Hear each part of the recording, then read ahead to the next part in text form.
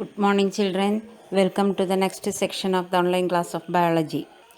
In this section, you will learn about the internal structure of the leaf, stomatal transpiration, mechanism of stomatal transpiration, structure of the stomata, stomatal regulation of transpiration, experiment to show that lower surface of the leaf transpires more, the other two types of transpiration, cuticular and lenticular.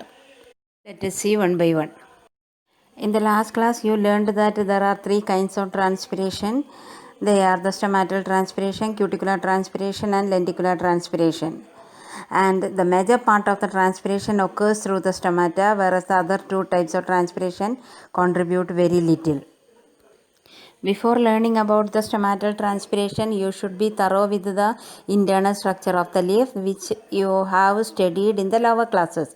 Here is a diagram of the internal structure of the leaf. In this, you can see the upper and lower surface of the leaf is covered by a layer of cell called the epidermis, and the epidermis is covered by a thick layer called the cuticle, and the region between the upper epidermis and the lower epidermis is called the mesophyll cells. Mesophyll cells contains the palisade mesophyll and spongy mesophyll, and in between these two the vascular bundle xylem and phloem. This is the structure of the leaf.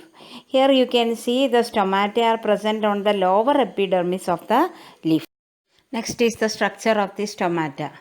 Here is a portion of epidermis of the leaf showing a single stoma.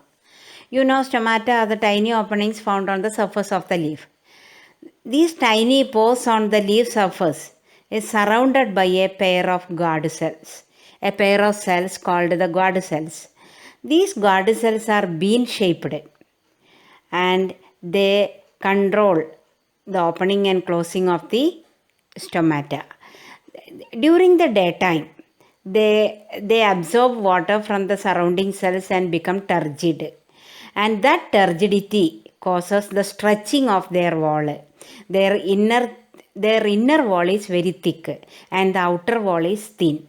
So the inner thick wall stretches out. When the inner wall stretches, the stoma opens. So during the daytime, these guard cells become turgid and the stoma opens. But when there is no water in the leaf, or during night, the guard cells become flaccid and the stoma closes. Opening and closing of the stomata depends on the water content in the guard cells. When the guard cells turgid, the stoma opens. When the guard cells flaccid, the stoma closes. Now, stomata depends on the turgidity of the guard cells, or we can say water content in the guard cells. Next is the pathway of water through the leaf cells.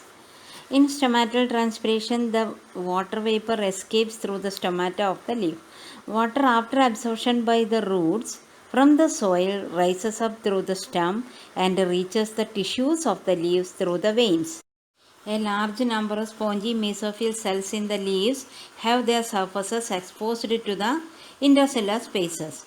These surfaces of the cells give out some of the water as a thin film, and the water from this film evaporates and the water vapor formed saturates the air in the intercellular spaces.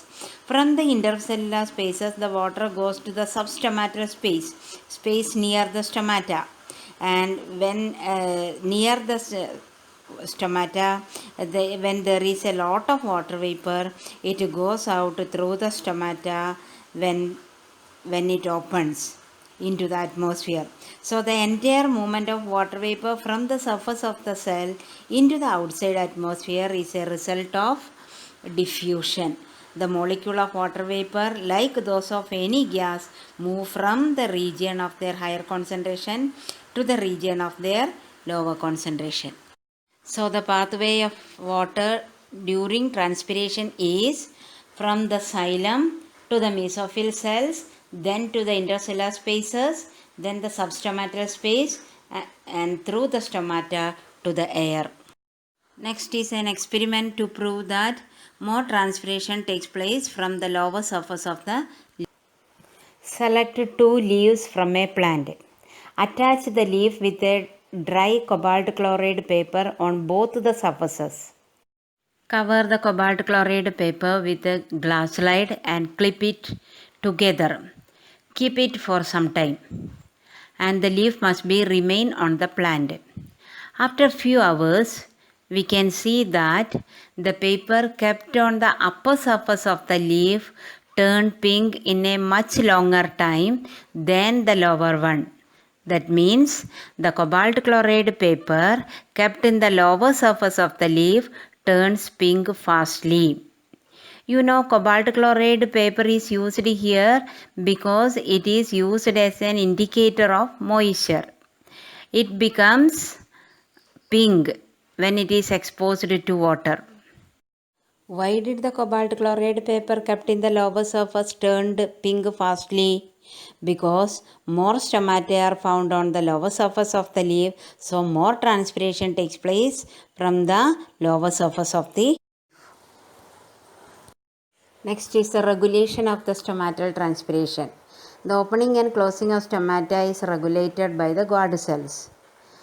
It depends on the water content in the guard cells. When the guard cells are turgid, the stoma opens, and when the guard cells are flaccid, the stoma closes. It happens according to the water content in the plant cells. You might have seen the leaves of some plants wilt during the midday and recover in the evening. In some plants such as balsam, the leaves of the plants wilt during the midday in spite of the fact that there is plenty of water in the soil. In such cases, the rate of transpiration during the midday exceeds the rate of absorption of water by the roots. The cells therefore lose turgidity. In the evening or during the night, the stoma are constricted and the temperature is not high. Therefore, there is no loss of water through the transpiration, and the turgidity of the leaf is reacquired and they stand out erect. So, it depends on the turgidity of the guard cells. Next is the cuticular transpiration. It is the loss of water in the form of water vapor through the cuticle. Cuticle means it is the outer thick covering of the leaf. Upper and lower surface of the leaf are covered by a substance that is called cuticle. This cuticle, if the cuticle is thick, then the loss of water is very less. That means greater the thickness of the cuticle, lesser is the evaporation, as in desert plants such as cactus. In cactus and all, you can see a waxy coating on the outer surface of its stem. That waxy coating is actually the thick cuticle of the plant to prevent the excessive loss of water from the plant. Next is the lenticular transpiration. Lenticels are the tiny openings found on the older stems or the woody stems and the fruits. So, the loss of water in the form of water vapor taking place through the lenticels present in the woody stem and fruit is called the lenticular transpiration. The most important thing about this lenticular transpiration is these lenticels remain open all the time. They never close. So the transpiration takes place both day and night. But in stomatal transpiration, the stomatal transpiration takes place only during the daytime, because stomata opens only during the daytime to take carbon dioxide for photosynthesis. Here in this lenticular transpiration takes place both day and night. That's all for today. Draw the internal structure of the leaf in your notebook. Draw the structure of the stomata. Draw the experimental setup discussed in the session. Read the lesson well. The internal structure of the leaf is given in figure 5.14, page number 63. Thank you.